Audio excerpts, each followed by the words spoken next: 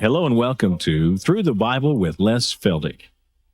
An Oklahoma rancher and farmer, Les Feldick has been teaching homestyle Bible classes for 20 years in Iowa, Oklahoma, and Texas. Les Feldick's unique style of Bible teaching has made the books of the Bible come to life. When Les is teaching, it's so interesting that people say time just seems to fly by. And now, here is Les Feldick. Okay, let's get everybody going again, and we're going to buy up the time because these 30 minutes go so fast. I'm going to bring you right back again, if you will, to 1 Corinthians chapter 15, and we're going to jump in right where we left off in our last program, which would be in verse 23. While you're looking that up here, and for those of you at home, we want to again remind folks that we do have all the programs available on video, in little books, and now on the audios. And if you're interested, you just drop us a note and we'll get the information to you. Again, we have so many questions come in. Well, who supports you? Well, nobody except everybody. And just because we don't mention money or ask for it doesn't mean that we don't have to pay our bills. Television time is not cheap. But we have found we've never had to ask for money. Now, we don't have a lot of money. I got my bookkeeper back here, and more than once she said, Les, we've only got $350 in the bank. So we have to take that into consideration. So we don't run on a great big surplus. But whatever, we do just thank God for all of you who write and all of you who support. I mean, it's just unreal. Iris and I almost just about shed tears once in a while at the outpouring of your letters and your contributions. And I've said it before and I'll say it again. Unless it gets an awfully lot bigger, we read every single letter that comes. Don't think for a minute that we don't. And some of them, you know, if they've got questions and so forth, why we read 2-3 times. But we love to have you write to us. We love to hear what's transpiring out in your situation. Okay, now let's come right back then to 1 Corinthians chapter 15, and coming in again at verse 23, but every man in his own company, or order is the word in the King James, and then as we saw in our last half hour, that means that Christ and the first fruits was the first little group of resurrection people, and then came the main harvest, which I feel is the body of Christ, those who have been saved during this age of grace. And then after the tribulation has run its course and we go into the kingdom for an extra 75 days, then the Old Testament saints, which of course would include Daniel and all the rest, and the tribulation saints, will be resurrected in their company. All right, but before we go any further, like I said in the very first program this afternoon, I got the lines on the board. And it's been a long time since I've put my timeline up there, and I know this has opened a lot of eyes over the years to see how historically God's plan of the ages just keeps unfolding. And to give you first where I'm going to go on my timeline, I guess I'll have to take you away from 1 Corinthians and go back to Psalms chapter 2 for just a second, and all the way back to Psalms, the 2nd chapter, which I have always referred to as the outline of the Old Testament prophetic program. Now, I've made the comment on this program umpteen times that all prophecy, all true prophecy, is directed only to the nation of Israel, and usually, maybe not always, but usually that prophecy will be within a time frame. In other words, the first real prophecy given in the Old Testament was when God told Abraham that the children of Israel would end up in a land that wasn't theirs and they would be in slavery. And he was speaking, of course, of Egypt and how that afterwards they would come out and they would come back to the land of Canaan. Now that was a distinctive prophecy of what would happen years down the road, but he put it in a time frame. 430 years, see? And then you get to Daniel chapter 9, and Daniel writes that 490 years are determined upon your people Israel.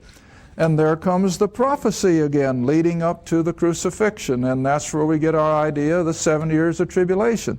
That was prophecy concerning Israel. Now, there is nothing in the Old Testament, prophetic or otherwise, that connects it to the church, which is his body. Not a word.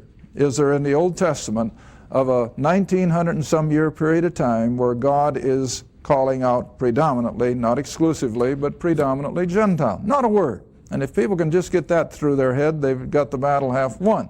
But all right, now in Psalms chapter 2 then, we see the brief outline of this Old Testament prophetic program given to the Jew. All right, beginning at verse 1. Why do the heathen or the Gentiles, the non-Jew, why do they rage? And why do the people? Well, naturally, there's only one other group of people in humanity, and that's the Jew. So if the Gentiles rage, then the others would have to be the Jews, and they imagine a vain thing. And then verse 2, the kings of the earth set themselves, and the rulers, that is of Israel, take counsel together. Now remember, even though Peter only blames the Jew in Acts chapter 2, yet we cannot just blame Israel for the crucifixion. The Romans carried it out. The Jews demanded it, but the Romans carried it out. So here's the word, together. They did it in consort. And so together they take counsel against the Lord and His anointed, and they said, let us break their bands, that is God's desire to rule. Let us break their bands away and cast their cords from us. In other words, they rejected His offer of being the king. You know that. And that was the whole scope of His earthly ministry. He had come in fulfillment of all these prophecies that Israel would have the divine Son of God as their king and their Messiah and Redeemer. But they rejected Him. They crucified Him. But Rome was involved, see? Now then, verse 4, He that sitteth in the heavens, in other words, the triune God who is still watching over all of this, He sits in the heavens and shall laugh at the foolishness and the stupidity, if I may use the word, of mankind. That here they had the king. He could have set up his kingdom. But what did they do with him? They killed him. They crucified him. They said, away with him. We'll not have such a man to rule over us. All right, now read on. He shall have them, that is, the Lord, shall have these nations in derision. Now verse 5. Then, in other words, after having rejected the Messiah, they've killed him. Then He, God, will speak unto them, that is, the nations of the world, as well as Israel, in His what? Wrath. See? Here's the prophecy concerning the final 7 years of tribulation. He shall speak unto them His wrath, and vex them in His sore displeasure. And then what's the next event? Yet have I set my king, where? On the holy hill of Zion. And where's that? Jerusalem, just south of the Temple Mount. And it's from Zion, you see, that Christ is going to rule in His 1,000-year reign. All right, there is your Old Testament prophecy then, your timeline in a nutshell. Now let me put it on the board, maybe you can understand it a little better. We come away from Adam, of course, back here at 4000 BC. I'll try to make this a little bigger so that people can see it on the camera. Here we have Adam. The human race has run along now for 1,600 years. 1,600 years from Adam until the next big event in God's timetable, which is the flood, Noah's flood, which from the reverse side, of course, will be about 2400 BC. That's the flood. Now, this is in general terms. I know you can narrow it down a little year by year, but in general terms, Adam's race went for 1,600 years or up to 2400 BC, and then you had the flood. All right, the three sons of Noah come out of the ark, and under a whole new creation that came about as a result of the flood, then for 200 years they repopulated and they stayed there in the Middle East, and then in total rebellion against what God had instructed to scatter and to repopulate the planet, they gather at the Tower of Babel under one man called Nimrod. Now at Babel, in a total rebellion again against God's authority, the tower wasn't intended, of course, to actually take brick and stone all the way to heaven, but what was it? It was a place of religion whereby they could literally usurp the throne of God religiously. And that, of course, has always been Satan's goal.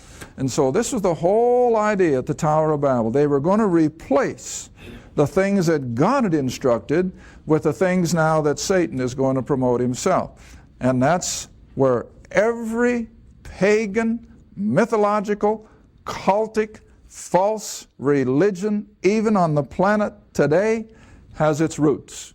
And you've heard me teach it over and over, that every false religion has its roots at the Tower of Babel. I was just reading, I think it was, somebody gave it to me, I think it was in the Reader's Digest Book of the Month, about this cult in Japan, where they put the poison gas in the subways here some time ago. Well, where did the old boy who became the guru of that cult, where do you suppose he went for his so-called enlightenment? To the Himalayas. And so who did he find in the Himalayas? Some Buddhist guru who supposedly gave him the enlightenment, supposedly, and he goes back to Japan and begins this cult. Well, already you can see, you go right through Buddhism and you go through these other Eastern religions, and where are their roots? The Tower of Babel.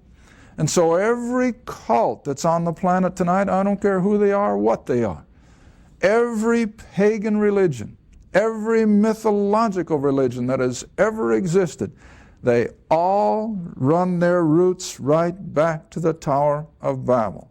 Okay, one of the big highlights, of course, in the Old Testament economy. And so God scattered them. You all know the account of Babel, and it means confusion. All right, then another 200 years went by, and once again God does something totally different. He pulls off this mainstream of humanity, this man Abraham, and he brings about the nation of Israel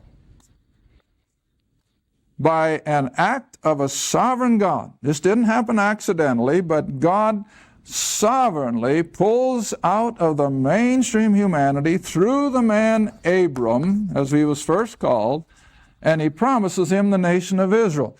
Now, this will answer the question that I get so often in one form or another. Some will write and say, well, where did the nation of Israel begin? I've had others that write and say, well, where did the Gentiles begin?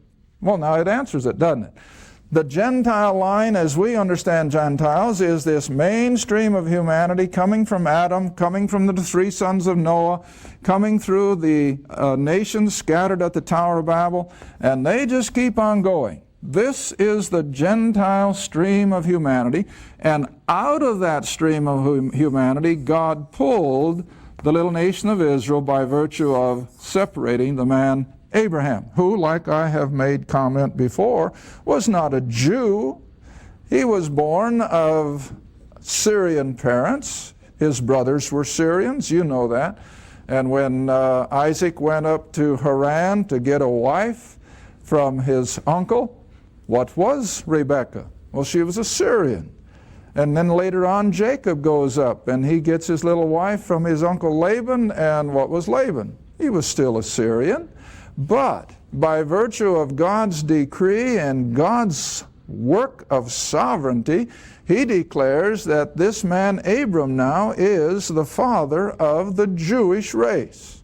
And so if you've ever wondered where does the Jew begins, he began when God separated Abram out of his family in Ur of the Chaldees, and by way of his wife, which he took from Ur, a half-sister, he has the first son, Isaac. And so I always tell people, I guess if you want to be real technical, the first real Jew then would be Isaac.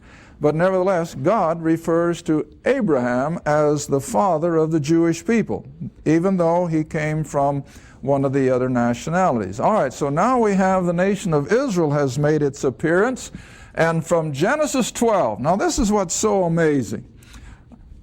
All the first 11 chapters of Genesis, you see, cover the first 2,000 years of human history, just in 11 chapters.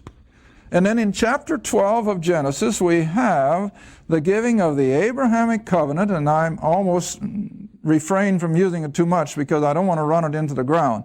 But there is nothing more important, I don't believe, in all the Old Testament than this covenant that God made with Abram, as he's called early on, at 2000 BC, to bring about the nation of Israel. Now Israel, of course, according to all the promises of God, was to be a nation that God would prepare and use. Now come back with me, if you will, to Genesis, and we'll just take a brief look at what I've already rehearsed. In Genesis 12, like I said, this has been on our earlier programs, and for those who have bought tapes, I kind of have to apologize that you're going to get the same thing in this tape as you got in one of the earlier ones. But for benefit of all those who do not have the tapes, I feel duty-bound to rehearse this once again. Genesis chapter 12, beginning at verse 1. Now the Lord, Jehovah, had said, back in chapter 11, unto Abram, Get thee out of thy country and from thy kindred and from thy father's house unto a land that I will show thee. Now I got to stop there.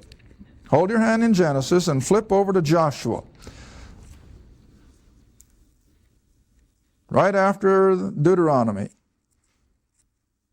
Joshua, the last chapter, that's number 24. Keep your hand in Genesis. We're going to come right back. Joshua 24. Because I want you to see where Abram really came from. I'm waiting for the pages to stop. Okay? And now you see I have to do that because I go by what I hear from the audience. And they'll write so many times, I'm glad you wait for the studio audience to find it because that gives me time in my living room. So you see, this is why I wait.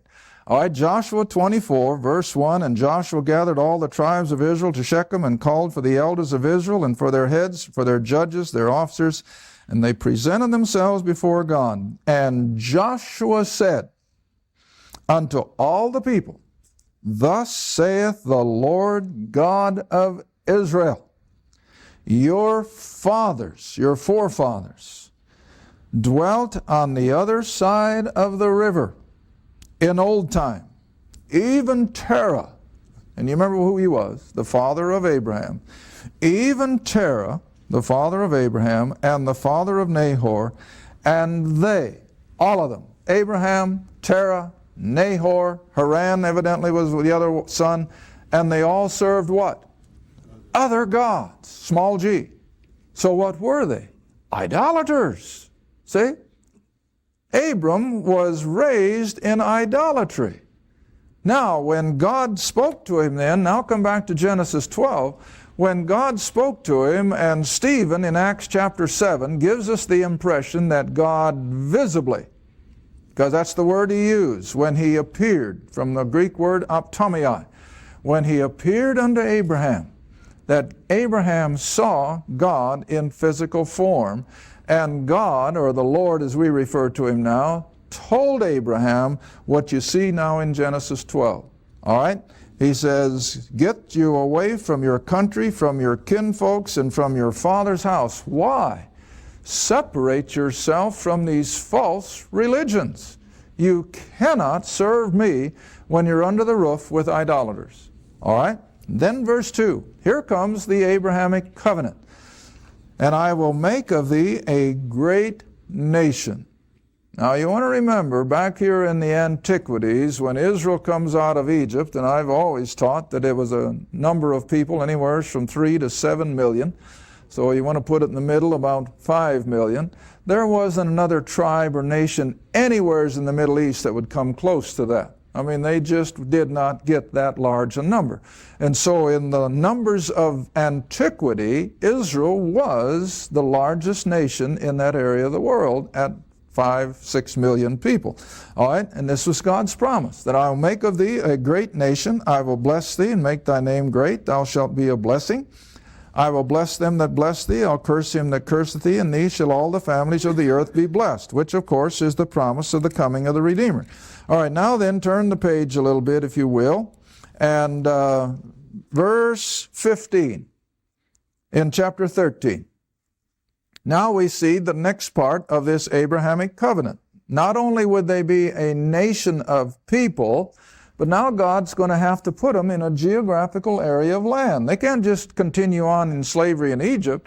if they're going to be a nation of people that God's going to work through, they have to be in their own borders. All right, here it comes. Verse 14 of chapter 13, the Lord said unto Abram, after Lot was separated, lift up now thine eyes and look from the place where you are, northward, southward, eastward, westward.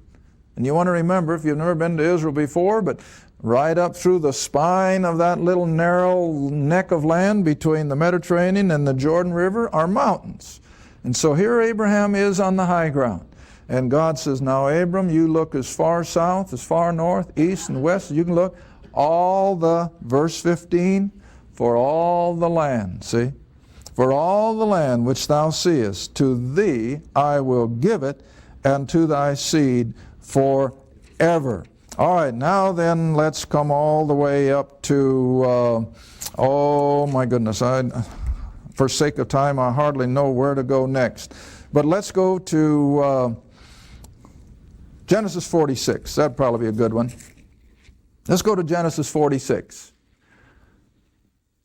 Now time has gone by, but it's still within that time frame of the prophecy. That was 430 years. And within that time frame now, Israel has become a nation. They're in slavery in Egypt. Joseph has come to the top of the government, and you all know the story of Joseph and his grain. And Israel, or Jacob, is over there in the Negev, which is desert, and he's about to starve to death. No food. They're in famine, have been for almost 7 years. All right, and so verse 1 of chapter 46, so Israel, or Jacob, took his journey with all that he had, and he came to Beersheba. That's down there south of Jerusalem, about 70, 80 miles. And he offered sacrifices unto the God of his father Isaac. And God spake unto Israel, or Jacob, and he said, Jacob, and he said, here am I. Now look at this command. Almost a total opposite of what he's been told up until now. He was told not to leave the land of promise, and God would bless him. But now look what God says. Jacob, verse 3, he said, I am God, the God of thy father. Fear not to go down into Egypt, for there, Egypt, I will make of thee a great nation. Did he? Yes. And so Jacob ends up in Egypt with all his sons, and they come out 215 years later.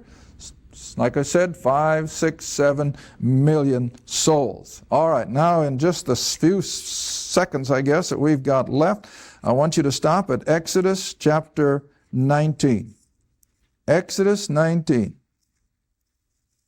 No, we got a few minutes. Okay, Exodus 19. Now, time has gone by, another 215 years. And now Moses has led the children of Israel out of Egypt. The 430 years are now completed. And we see the nation gathered around Mount Sinai, and now God is getting ready to do something totally different than he's ever done before. And I bet most people don't even think about it. Do you know that from Genesis 1 until Exodus 20, there was never any written do's and don'ts from God so far as what men could and could not do? Do you know there has not been one single item of God-instituted worship until we get here? Oh, I know they probably brought sacrifices, but so far as having an organized system of worship, there has been none. So here we have something that's never happened before, that God tells the nation of Israel that he's going to give them the law, he's going to give them the priesthood, he's going to give them the whole system of sacrificial worship. And for what purpose? To make them aware of God's holiness, to make them aware of his sovereignty, and to make them aware that God is preparing them for a future role in the midst of all the pagan idolatry that was now all the way around them. Now you want to remember, the whole world was steeped in idolatry now except for the offspring of Abraham. All right, now then look what he says in Exodus 19, beginning at verse 5.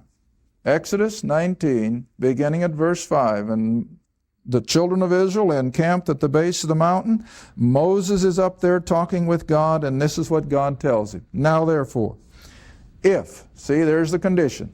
If you will obey my voice indeed and keep my covenant, the one that he is about to give, the covenant of law, if you will keep my covenant, then you shall be a peculiar treasure unto me above all people. What does that do with the nation of Israel? Just like I got the line on the board, it lifts them out of that mainstream of humanity, and it puts them into that place of covenant relationship as God's favored, chosen people. Now we know that by the time we get to the book of Acts, when Paul so much as mentioned the word Gentiles to that Jewish audience, what happened? He had an uproar, a riot. Well, it all began, of course, with good intentions, that God intended this little nation of people to be a particular people of value that he could use to reach all those pagans. That was the whole concept. All right? Now look at it again in Exodus 19. So he says, you're a treasure unto me above all people.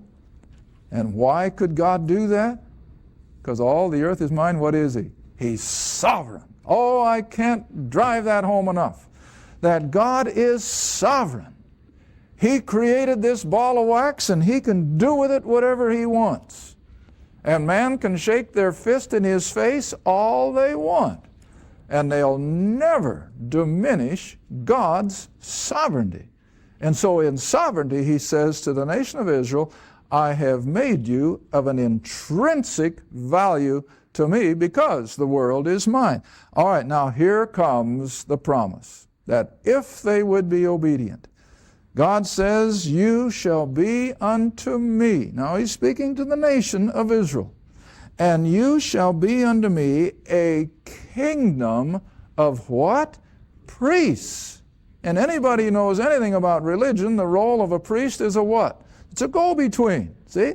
So every Jew was to be a prepared person to be a go-between someday down the road between the pagan world around them and Israel's God. All right? And you shall be unto me a kingdom of priests, a holy or a set-apart nation. These are the words which you must speak to the children of Israel. Now, most people can't understand that this is the purpose of Israel, that they were to be a kingdom of go-betweens. Thank you for watching Through the Bible with Les Feldick, a weekly Bible study. If you would like more information about the Les Feldick Ministries, a Bible study in your area, or about this program, write to Les Feldick Ministries, Route 1, Box 760, Kinta, Oklahoma, 74552. That's Route 1, Box 760, Kinta, Oklahoma, 74552. Through the Bible with Les Feldick is viewer-supported, and your gift is appreciated. Thank you, and be sure to tune in next time for Through the Bible with Les Feldick.